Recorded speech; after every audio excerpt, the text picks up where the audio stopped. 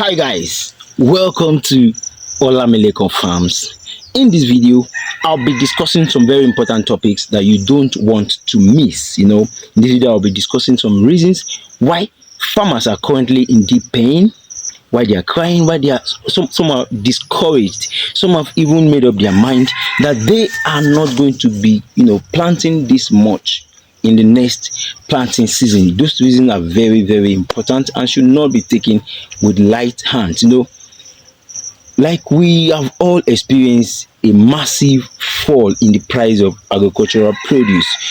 Households, non-farmers, they are happy because they could afford this produce easily, like cheaply. They could just go to the market with few amount of money and get their basket full of tomato, pepper, garri, maize, lettuce. A whole lot of farm produce have dropped in price. However, farmers are crying, farmers are not happy because they have invested so much. In this video, I'll be discussing the reason why farmers fall so cheaply to those things. I've been seeing a lot of posts blaming the government, government this, government that. No, all is not about government. And for your information, this is not the first time we will be experiencing a huge drop in the price of agricultural produce. But before I proceed, before I go straight into those reasons, I want you to share this video, like it, share it with your friends and the groups or agricultural groups that you belongs to, including WhatsApp groups. Yes, the first reason why farmers cry due to the fall in price of goods is one, because majority of farmers lack the knowledge of a theory that is called the Cobweb theorem. Yes, the Cobweb theorem. Explains how farmers respond to price fluctuation in the market. That is, when prices are high, farmers increase their production, leading to massive supply and lower price. And conversely, when the prices are low, farmers are discouraged to reduce their produce. This will also lead to high price, that is under supply. And when there is under supply, there will be more demand, which will bring about high price. So lack of this knowledge, called the knowledge of the Cobweb theorem, will make farmers make some decisions that are not right. When you're aware of this theorem, you know when to plant. When you are aware of this theorem, you know when to plant, you know the right time to plant. You'll be able to decide if you should plant when others are planting, or if you should give it a pause before you go. Now, key assumptions, which are the mistakes the farmer makes, is number one, farmers' expectation. Farmers, they base their production decision on the current market price. Mistake number one. We base, majority of us, I'm a victim as well. We base our production decisions on the current market price. Because things are very expensive now. Some of us go to borrow money, huge money, because we are basing our decision on the current market price that is high. We borrow the money, we impute it, we will process our plant. We process our plant, and by the time the harvest come, which will lead me to number two, time lag. There is a time frame between the planting and harvesting, Farmers cannot immediately, even if it is livestock, there's a time frame between buying a young cattle before it grows to maturity. So there's a time frame between planting and harvesting. Farmers cannot immediately adjust production. You get, you cannot immediately adjust it because you heard that, oh wow, prices are already going up or prices are already up. You know, as a farmer, you need time to plant and time to harvest. So basing your production decision on the current market price is a huge mistake.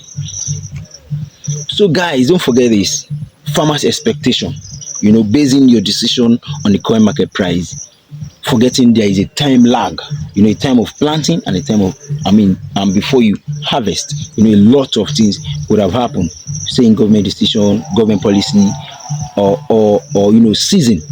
Do you get? So how does this model work, this cobweb theorem? How does it work? High price. When prices of produce are high in the market, you know, farmers increase production. Let me cite an example. Last year we all understand what happened.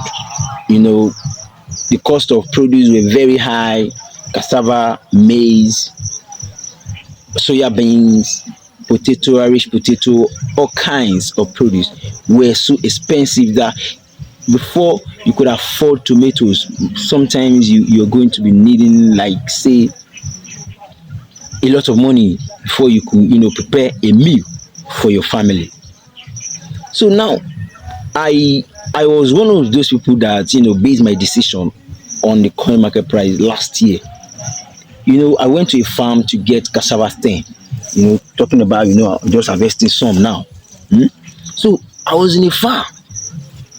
I wanted to buy the cassava stem. On getting to the farm, I met a lot of people. They were queue. What's happening here? Why are there a lot of queue? You know, everybody want to plant cassava. Everybody want to plant cassava. Look at queue, want to buy this stem. Wow, this is, you know, I'm talking about a very big farm. That farm was very big, you know, talking about 10,000 acres, hectares of land, you know, to the extent that, you know, some people came with big truck, not pickup, big truck, to buy cassava stem, to the extent that they could not get laborers to help them load the truck. They had to go and get some guys, you know, 10 people were not enough, they got more. So a lot of people bought this cassava stem last year. We planted it. Now we are harvesting at the same time, going to the same market. What do you expect? The supply will be massive and the price will drop. This is how the model work. High price. You know, when prices are high, farmers increase production. In fact, some people that are not even farmers will go to their backyard, any small space, they begin to do what? They begin to plant. Now that will lead to increased supply. You know, I told you I met a lot of people, including myself. So we met each other to increase supply. And when there is increased supply in the market, the price will decrease. Like I said earlier, the price will decrease. Now that the price have decreased, which is what we are currently experiencing, when the price have decreased, you know, I have it, you have it. Now who is going to buy? Who's going to buy? And for us to be able to sell, we need to bring down the price. We need to beat it down so that we'll be able to sell it to people there with low price. And what is the effect of this low price? Discouragement. As I speak to you, you know, last year I have a friend. He leased about 8 acres of land from me. You know, I do not have the capacity to, you know, cultivate that land, so I lease it out to him. He spent millions of naira on that land, you know, to cultivate it. Now, what is going to harvest from that land cannot cover the, you know, the capital he invested. Automatically, that my friend is now discouraged. He is one of those that will not go into the next season planting. He has made up his mind already. You know, how can you invest such huge amount of money in something and there is no return? So when there is low price, there will be discouragement. There, in fact, some people will cry, some people will cry, some people will lament, some people will run into debt. You know, money that you have borrowed, some people will run into debt. So many things. Then that will now lead to decrease in supply in the next chain, next planting chain. So there will decrease in supply. That decrease in supply will do what again? Will make the price to rise again. The price will increase again.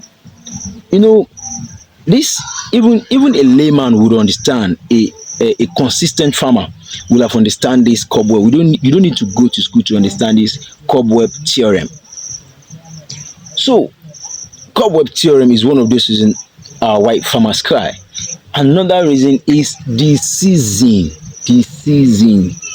You know, currently we are in rainy season. All farmers have access to water. You know, rain is coming from the sky. It waters all the land without discrimination, without saying, oh, this land is good, this land. No, it waters all the land. So whatever we plant, everyone has rushed, you know, to get the seed. You know, no one wants to experience what we experienced last year. Everyone have gotten their seeds, planted it. I went to the market and I bought a bucket of a bucket of tomatoes for 1,500 naira. I stood and I looked at it and I'm like, last year, God, man. So the circle, the web, that chain will continue to draw a web. That is why it is called the web of, you get it, the cobweb theorem. That's why it is called the cobweb theorem. Now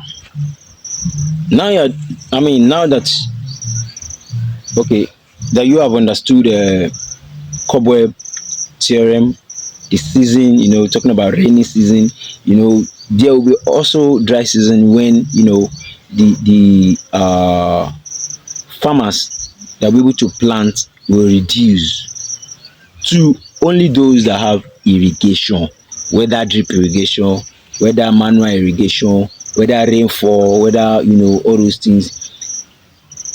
Dry season limits the number of farmers to only those who have irrigation. Now everyone, rainy season, everyone are planting. The price will fall. Stop blaming government. Do you understand? Stop blaming government. Another reason is government policy. But government policy, you know, you can still make it even if there is government policy. If government is borrowing everybody money, where you go and this, you go and dance. It's not everybody that can produce in dry season. You get? If by next year March the prices are still the same, then stay on government policy. Believe that it is government. But I tell you, this price now that we are enjoying will soon wound up. So some people will now come out and say, government policy did not last. No, it's not government policy that did not last. Number one, it is the cobweb theorem that is working. Two, it is the season, the rainy season, that gives people advantage. And when we move to dry season now, the price will do what again? Supply will reduce and the price will skyrocket. As a farmer, when should you plant? As a farmer, what is the solution to this thing that I just discussed, that we are experiencing now? That, you know, a pickup of cassava is now being sold for, somebody said 150,000. Someone said in Ondo State less than 80,000. In fact, in my area, I know about this. You know how they used to package those bags of rice. It's been sold for between 9,000 and 10,000. You know, it used to be 27,000. Look at that drop from 27,000 to 10,000, 9,000. You see that drop? So don't be discouraged. Don't cry. Don't weep. Don't blame government. Just be aware. Be knowledgeable. Don't be an ordinary farmer. Be a knowledgeable farmer.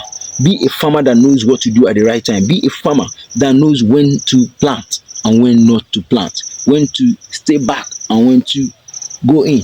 Be a farmer that things does not, meet unaware. I already have been expecting this to come, you get, because I was already aware of this Cobweb theorem. Do you understand? So what is the way out now? What is the solution? What should you do as a farmer so this will not catch you unaware, so that you can, still make profit even when there is huge supply? Come with me as I go.